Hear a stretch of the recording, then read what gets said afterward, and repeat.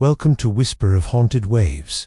Between 1968 and 1985, a series of brutal killings terrorized the idyllic countryside of Florence, Italy. The perpetrator, known only as the Monster of Florence, targeted courting couples in secluded lovers' lanes, creating a climate of fear that gripped the entire region for nearly 2 decades. This is the story of one of Italy's most notorious and chilling unsolved cases. Our story begins on the night of August 21, 1968, in the town of Signa, just outside Florence. A young couple, Barbara Loci and Antonio Lo Bianco, were parked in their car. They were ambushed and shot with a .22 caliber Beretta pistol. Barbara's young son, who was sleeping in the back seat, was left unharmed. Initially, the police treated it as a crime of passion and quickly arrested Barbara's husband, Stefano Miele. He confessed, but his story was riddled with inconsistencies. Despite the shaky confession, Miele was convicted. For 6 years, it seemed the case was closed. But the real nightmare was just beginning. In September 1974, the quiet hills of Borgo San Lorenzo became the scene of another horrific crime. A young couple, Pasquale Gentlecore and Stefania Pettini, were found murdered in their car. The method was eerily similar to the 1968 killing, shot with a .22 caliber Beretta. The ballistic report was shocking. The bullets were fired from the very same gun used to kill Barbara Loci and Antonio Lo Bianco 6 years earlier. With Stefano Miele still in prison, it was terrifyingly clear. The real killer was still out there, and he had struck again. The press dubbed him Il Mostro di Firenze, the Monster of Florence. A chilling pattern began to emerge. The monster only attacked on nights with a new moon, when the darkness provided perfect cover. His victims were always young couples seeking privacy in their cars. The attacks were swift and brutal, leaving little chance for escape. The fear was palpable. Young lovers stopped going to the countryside. The police were under immense pressure, but the killer was like a phantom, leaving behind few clues other than the signature shell casings. 7 years passed in unnerving silence. Then, in June 1981, the monster returned. Giovanni Foghi and Carmela Danuccio were shot and killed near Scondici. The same Beretta was used. The reign of terror had resumed, and it was more intense than ever. Just 4 months later, in October 1981, another couple, Stefano Boldi and Susanna Cambi, met the same fate. The attacks were becoming more frequent, more audacious. The public was panicked, and the investigators were desperate. The investigation became a tangled web of theories, false leads, and public hysteria. The police launched massive manhunts, questioned thousands of people, and followed countless tips, but they always ended up at a dead end. The killer's ability to evade capture for so long was baffling. Was he a local, someone who knew the backroads and secluded spots like the back of his hand? Or was he a drifter, passing through and leaving chaos in his wake? The monster's spree continued. In June 1982, Paolo Minardi and Antonella Migliorin were killed. In September 1983, 2 German tourists, Horst Meyer and URSEH, were murdered. Unusually, this time the victims were 2 men, leading to initial confusion, but police later confirmed they were likely mistaken for a heterosexual couple in the dark. The killer's method remained unchanged. The pressure on law enforcement was astronomical, leading them down some very strange and ultimately fruitless paths.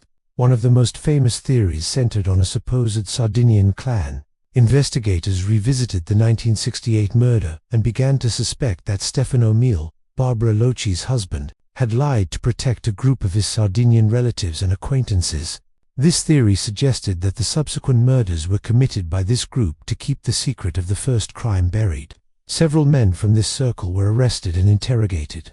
But the evidence was flimsy, and the theory eventually fell apart. The real killer was still free. The final double murder, and perhaps the most infamous, occurred in September 1985. A young French couple, Jean-Michel Crevaille and Nadine Moriat, were camping in a tent near San Castiano. They were the monster's last known victims. After this attack, the killings abruptly stopped. The same .22 Beretta was used, but this time, the killer made a mistake, or perhaps a taunt. A few days after the murders, a prosecutor received an anonymous letter. Inside was a piece of evidence from the crime scene.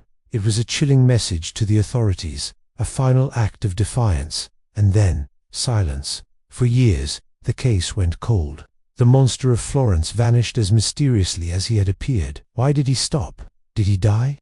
Was he imprisoned for another crime? Or did he simply decide his work was done? These questions haunted Italy. The investigation was reignited in the 1990s, focusing on a new group of suspects known as the Camari di Merende, or the Snacking Buddies. This was a group of friends, including a farmer named Pietro Pacciani, who were known for their voyeuristic activities and crude behavior. Pacciani, a man with a violent past, became the prime suspect. He had previously served time for killing a man he found with his fiancée. The police searched his home and found newspaper clippings about the monster case and items they believed could be linked to the crimes. In 1994, Pietro Pacciani was put on trial. The prosecution painted him as a brutal, solitary killer, the very embodiment of the monster. The trial was a media circus. Pacciani fiercely maintained his innocence, claiming he was just a simple farmer being framed. Against all odds, he was found guilty and sentenced to life in prison. It seemed the case was finally closed. But the story doesn't end there. In 1996, Pacciani's conviction was overturned on appeal.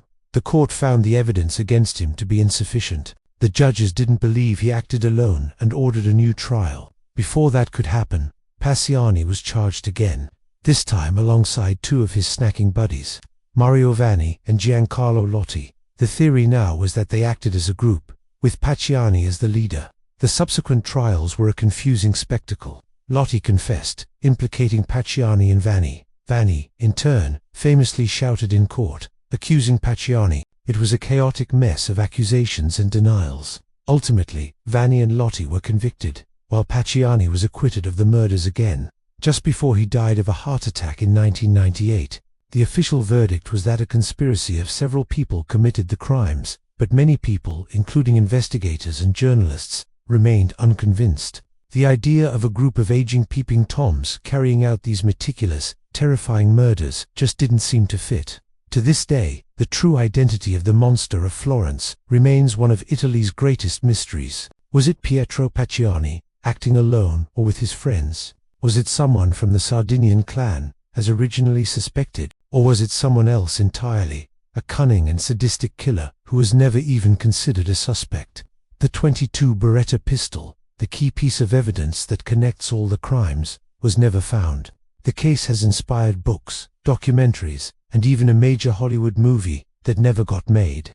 It has spawned endless theories, from satanic cults to a rogue intelligence agent.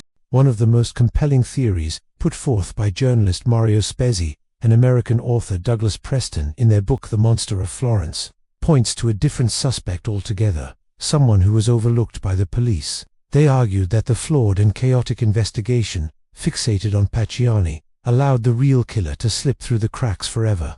The legacy of the Monster of Florence is a story of terror, tragedy, and systemic failure. It's a reminder of how fear can grip a community and how the quest for justice can become lost in a labyrinth of false leads and flawed theories. The victims were young people in love, their lives cut short in the most horrific way. Their families were left without answers, without justice. And the beautiful hills of Florence will forever carry the shadow of the monster who once haunted them. The case remains officially closed, but for many, the mystery is far from solved. The Monster of Florence may be gone, but his ghost still lingers. If you found this case as fascinating and chilling as I did, and deep dives into history's greatest unsolved mysteries, follow for more.